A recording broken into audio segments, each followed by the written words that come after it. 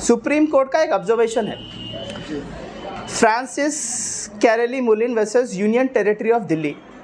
ये supreme court में ये केस गया था और सुप्रीम कोर्ट का ये कहना है every limb and faculty through which life is enjoyed is protected by article 21। मतलब इंसान किस तरह से सोचता, उसके फीलिंग्स क्या है, उसके इमोशंस क्या है, वो भी आर्टिकल 21 में कवर होते हैं। अगर आप मेरे को गाली देंगे तो वो आर्टिकल 21 का वायलेशन। अगर आप मेरे बॉस है, मैं आपका एम्प्लॉय हूँ, आप मेरे को झिड़क के बात करेंगे, मेरे को तकलीफ होती। अगर आप मेरे को गाली देंगे, मेरे को तकलीफ होती, तो वो भी आर्टिकल 21 का वायलेशन है। और ये जो आर्टिकल है ये एक सिटिंग जज के द्वारा लिखा हुआ है। उनके हिसाब से अगर एक इंसान को गुस्सा भी आता, आप मेरे बॉस से अगर आप मेरे को कुछ भी उल्टा सीधा बोल देंगे, झिड़क के बात करेंगे, अगर मेरे को गुस्सा भी आ रहा है उसकी वजह से, तो वो भी आर्टिकल 21 का वायलेशन है। तो सुप्रीम कोर्ट का ये एक वेरी क्लियर ऑब्जर्वेशन है कि article 21 includes faculty of thinking and feeling. एक इंसान की सोच, एक इंसान के जज्बात, उसके फीलिंग्स, वो भी सब आर्टिकल 21 में जो है कवर होते। अगर उसको ठेस पहुंच रही तो that is a violation of article 21 of the constitution. और ये जो भी मामला है ये कॉन्स्टिट्यूशनल राइट्स का है, इसलिए आप रिट पिटीशन फाइल करके हाई कोर्ट को जा सकते हैं, जैसा हिजाब के मामले में हुआ था। तो अब आपको क्या लग रहा, पार्टी इन पर्सन बनने के क्या क्या बेनिफिट्स नजर आए आपको? देखिए, सबसे पहली बात ना, अगर पार्टी इन पर्सन आपको मालूम है आपका केस क्या है, आपको 10 लोगों को बताने की ज़रूरत नहीं पड़ती। अब मूसा भाई है, मूसा भाई के जैसे लॉयर्स, एडवोकेट्स आपको हर जगह नहीं मिलते। आज क्या है मार्केट में, आपको भी मालूम है कि मतलब ये एक बिजनेस हो गया। मैं आपको ज़्यादा तकलीफ़ नहीं देना चाहता हूँ मैं, लेकिन मूसा भाई जैसे लॉयर्स जैसे बहुत कम है। अब उन्होंने मेरे को सही सलाह दी है, सही सलाह देने वाले लोग आज बहुत कम है। और आप अपना केस बहुत बाखूबी से जानते हैं, आप अपने पेपर खुद बना ले सकते हैं, आपको मालूम है आपको क्या क्या लिखना है, और आप जिस तरह से अपना केस पेश कर सकते हैं, मेरे ख्याल से वो कोई भी पेश नहीं कर सकता। तो ये मेरा रीज़न था पार्टी इन पर्सन का। अभी आप जो सो कोर्ट से जो है तो क्या रेमेडी चाह रहे हैं, मतलब क्या बेनिफिट चाह रहे हैं, कि आपको क्या चाहिए अभी? देखिए, एक तो क्योंकि ये मेरे हक को मारा गया, अब क्या है मेरा पूरा भरोसा उड़ गया कंपनी से। मैं एक ऑनेस्ट वर्कर था, दिलो जान से मैं काम करता था, मेरे को हैरेसमेंट करके निकाल दिया, जबकि मेरे ऊपर लोन भी था। तो अब ऐसा इंसान फिर जाके काम कर सकता है क्या कहीं भी? आप एक बार सोचिए आप। तो मेरे ऊपर जैसे मेरे दिल पे बहुत ज़्यादा बीती, तो मैं उसकी वजह से मैं कंपनसेशन मांग रहा हूँ। कंपनसेशन तो मांग रहा हूँ मैं, लेकिन मेरे ख्याल से वो एक रेमेडी नहीं होना चाहिए। अब ये जो आर्टिकल है इसके अंदर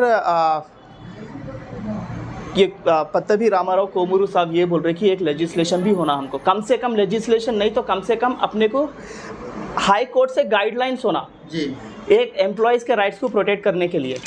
इसके अंदर ये आर्टिकल में ये भी लिखा हुआ है कि सुप्रीम कोर्ट का गाइडलाइंस था 2013 में सेक्सुअल हैरेसमेंट को लेके। जो वीमेन एम्प्लॉयज़ है, जो अपने ख़वातीन जाते हैं काम पे, तो उनके खिलाफ सेक्सुअल हैरेसमेंट होता, तो उसको काउंटर करने के लिए सुप्रीम कोर्ट के गाइडलाइंस है। लेकिन non gender based, non sexual जो भी हैरेसमेंट होता, उसको काउंटर करने के लिए अभी तक कोर्ट से कोई गाइडलाइंस नहीं है। तो अगर इस तरह के गाइडलाइंस आ जाएंगे हाई कोर्ट से तो बहुत अच्छी बात है। तो ये भी एक मेरा मकसद है। एक तो मेरा पर्सनल, मेरे को जो इंजरी हुई, मेंटल इंजरी हुई, उसका मैं कॉम्पनसेशन मांग रहा हूँ, लेकिन मेरे ख्याल से ये काफ़ी नहीं है। मेरे हिसाब से और ज़्यादा हम लोगों को करने की ज़रूरत है। अब जैसा मूसा भाई मेरे को एक व्हाट्सएप मैसेज फॉरवर्ड करे थे, जिसके अंदर लेबर कोर्ट एक प्राइवेट कंपनी को जैसा ऑर्डर दिया कि आप एक एम्प्लॉय को रीइंस्टेट कीजिए। तो मेरे ख्याल से इस तरह से भी होने की ज़रूरत है। अगर मैं ये सबकी नज़रों में लाऊंगा, कोर्ट की नज़रों में लाऊंगा, तो मेरे को यकीन है कि इस तरह से भी शायद होएगा।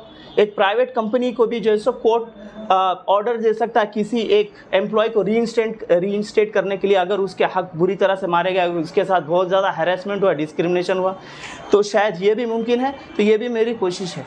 तो 3 चीज़ें, एक तो मेरा पर्सनल, दूसरा अगर कोर्ट इस चीज़ को माने तो वो रीइंस्टेट के भी ऑर्डर दे सकता, तीसरा और ये जो नॉन सेक्सुअल हैरेसमेंट को कॉम्बैट करने के लिए गाइडलाइंस कोर्ट के द्वारा, कम से कम अपने तेलंगाना स्टेट में। जी, ये हमारे सैयद गौस साहब काफ़ी जो है तो डिटेल में बता रहे थे, और अल्हम्दुलिल्लाह ये काफ़ी होमवर्क करके आए।